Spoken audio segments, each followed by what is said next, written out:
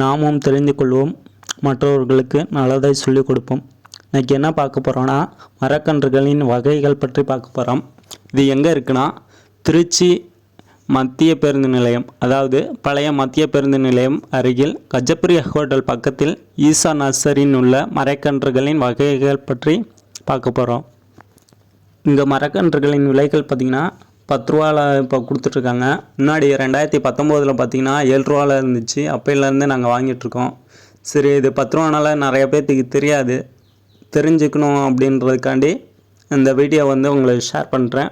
இதில் என்னென்ன மரக்கன்றுகளின் வகைகள் இருக்குன்னா, வில்வ மரம், சிறுநெல்லி, இயல்வாகை, சீதா, கொடுக்காப்பள்ளி, வேங்கை, ஈட்டி, செம்மரம், தேக்கு, பலா, சந்தனம், பெருநெல்லி, அசோகம், எலுமிச்சை, விளாம்பழம், புன்னை, மாகோகனி, தாண்டிக்காய், வேம்பு, கருமருது, கொய்யாய் போன்ற மரக்கன்றுகள் இங்கே இருக்குது.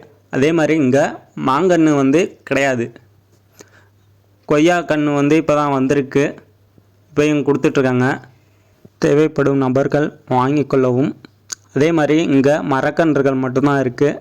வேறு செடி வகைகள் எதுவுமே கிடையாது. போய் வாங்கிக்கோங்க. வருடத்தில் ஆளுக்கொரு தனது பிறந்த நாளில் ஒரு மரக்கன்றாவது நடுவோம். மற்றவர்களுக்கும் உதவுவோம். முடிந்தளவு இரத்த தானம் செய்வோம். இல்லாதவர்களுக்கு உணவுப் பொருட்களை கொடுத்து உதவுவோம். விதைகள் உறங்கினாலும் விதைத்தவர்கள் உறங்குவதில்லை. அப்துல் கலாம் அவர்களின் கூறியது போல் அக்னிகலா மக்கள் நலச்சங்கம் சார்பாக உறுப்பினர்கள் ஒவ்வொருவரும் மரக்கன்றுகளை நட்டு வருகிறோம். அது தற்பொழுது பெரிதாக வளர்ந்து மக்களுக்கு நிழலை தருகின்றன. அதனை பார்க்கும்போது சந்தோஷம் வருகின்றது. நீங்களும் மரக்கன்றுகளை வாங்கி சென்று மரம் வளருங்கள்.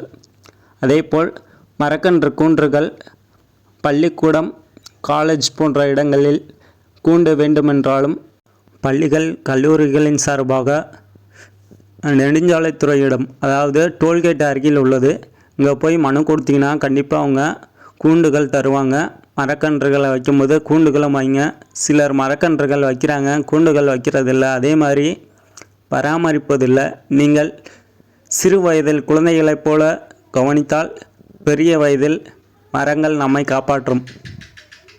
இதில் மரக்கன்றுகளின் இலைகள் எப்படி உள்ளன என்பதை இந்த வீடியோவில் அறிந்து கொள்ளலாம். இதேபோல் இங்கே தென்னை மரம் இல்லை மற்றும் மாங்கன்றுகள் எங்கே கம்மியாக உள்ளது என்பதை கமெண்டில் தெரிவிக்கவும்.